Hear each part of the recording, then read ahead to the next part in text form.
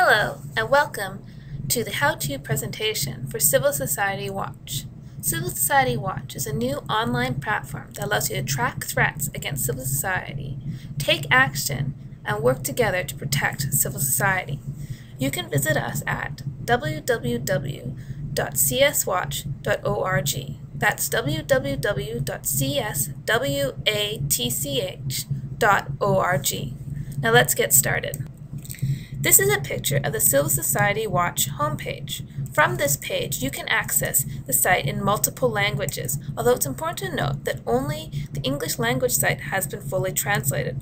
Also from this page, you can view a map which highlights where threats, actions, and articles are located around the world, as well as search for threats, actions, and articles related to any keywords, type of incident, or your country. Also on this page, you can see the latest threats and actions and news articles that have been posted to the site. Much of the information on CSW Online is publicly available. However, you do need to register if you wish to post threats, actions, or articles related to civil society in your region. By registering, you'll also be able to join discussion groups. These discussion groups sometimes will have private information viewable only by their members. Therefore, you need to register in order to view any private posts within your network. To register, it's very simple. You just need to select either log in and register at the top of the home page, or else create a new account on the right-hand side.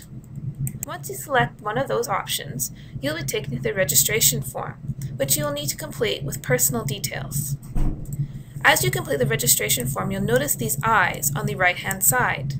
These eyes allow you to keep some of your personal information private. When you click on the eye, this box will appear. Select Hidden if you wish to keep the information private only to yourself and the CSW Online administrators. At the bottom of the form, you'll see the Create New Account button. Once you've completed the form, click this button. Your username and password will be emailed to you, and you can use these to log in via the home page.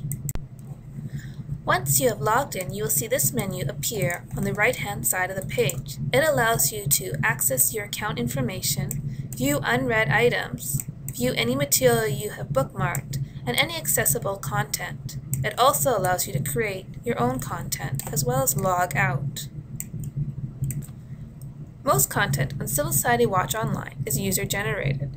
As a registered user, you can add three main types of content. Threats are descriptions of threats to civil society in your local area, state, or region.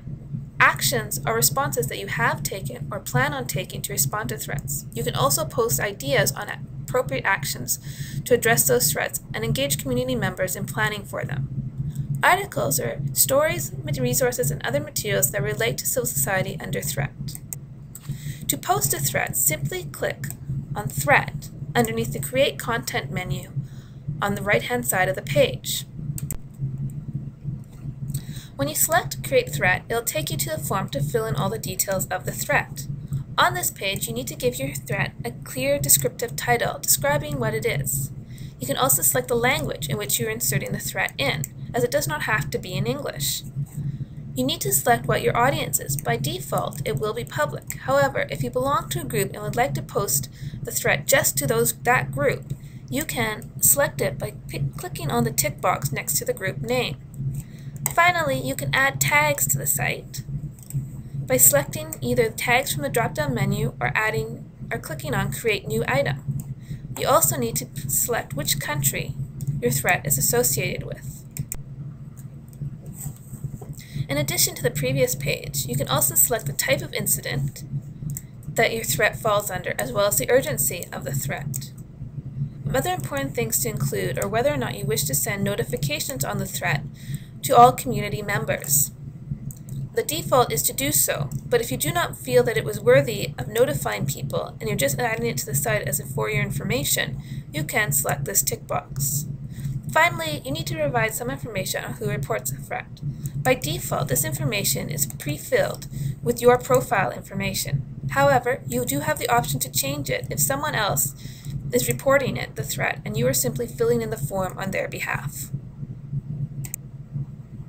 Finally, you need to provide us with some more details. Provide a description of the threat, as well as a description of impact it is having on civil society in that area. You're also able to add a list of affected persons and organizations, although this information is optional. Finally, you can add suggested actions to your threat. This is really helpful to help community members understand how they might be able to help you in addressing these threats. There is also a wide list of other information that you can add to your threat to give it more details. For example, you can add links to other content on the Civil Society Watch site, such as related actions or other threats. You can also add links to sites that are not part of CSW Online, but are located elsewhere on the internet. You can upload images and add videos from YouTube, as well as other attachments like PDFs.